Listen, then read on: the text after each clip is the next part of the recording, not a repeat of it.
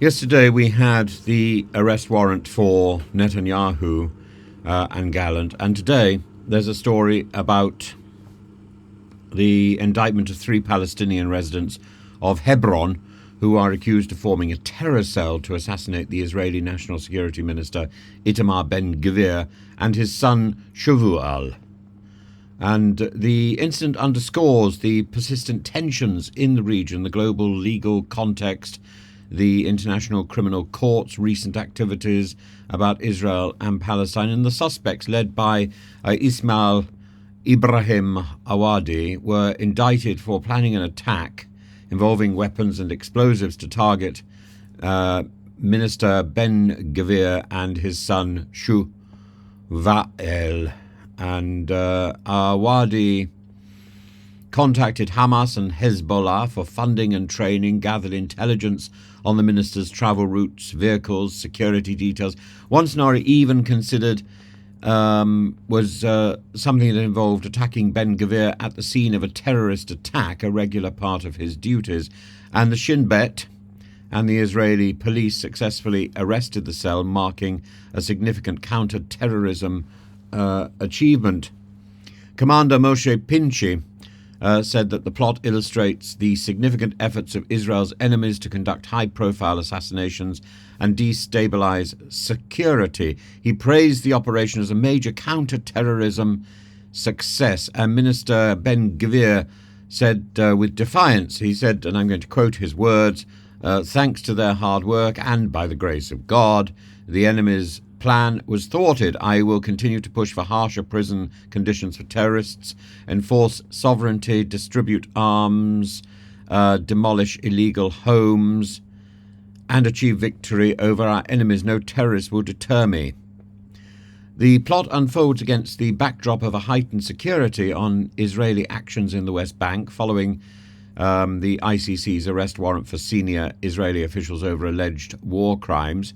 And the ICC's involvement has been a contentious issue as Israel rejects the court's jurisdiction, claiming bias and a lack of recognition of Palestinian statehood under international law.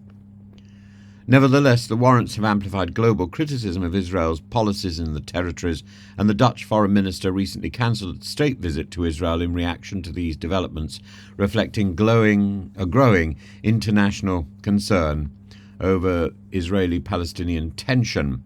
And some have connected the ICC's focus on Israel with retaliatory actions by Palestinian factions, emphasizing the cyclical nature of violence and retribution in the conflict. The attempted assassination highlights the precarious security situation for Israeli leaders, particularly those like ben-gvir, whose policies are deeply polarizing. As an advocate for stricter measures against Palestinians, ben-gvir's rhetoric and actions have made him a high-profile target, and his statements following the plot reflect his hardline stance, reinforcing his intention to advance controversial policies and to support the settlers. The broader context, including the ICC warrants and the international reactions, frame this incident as part of the enduring struggle between narratives of security and justice. While Israel views such plots as existential threats, warranting stringent security measures, international bodies and critics have often focused on the human rights dimensions of Israeli policies, and this case exemplifies the inextricable links between localized violence and the broader global and legal implications of the Israeli attack and siege on Gaza.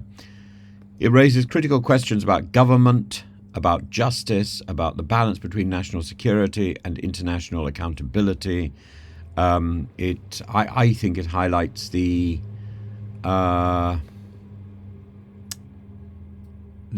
gulf between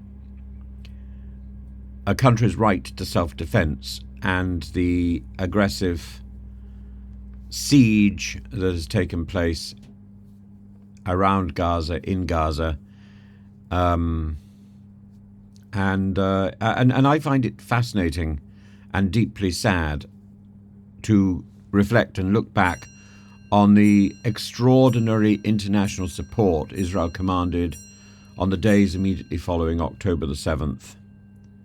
and how that was squandered in Netanyahu's pursuit of vengeance. And Ben-Gvir's survival of this plot is emblematic of the fraught environment in Israel, where leaders must navigate both internal and external pressures in pursuit of security and sovereignty and their own focus. I was going to say maniacal focus, but not everybody, not all ministers, not all politicians in Israel are fundamentally bad. That would be absurd. But the Netanyahu leadership, I think, has crossed a line from defense to aggression, and I don't think their actions can be defended internationally or ethically. I'm sorry. I don't think it's possible in the face of the extraordinary and savage brutality that they have inflicted on the Palestinian community, and the fact that they have not achieved their objective. After over a year, they have not achieved their objective to release the hostages.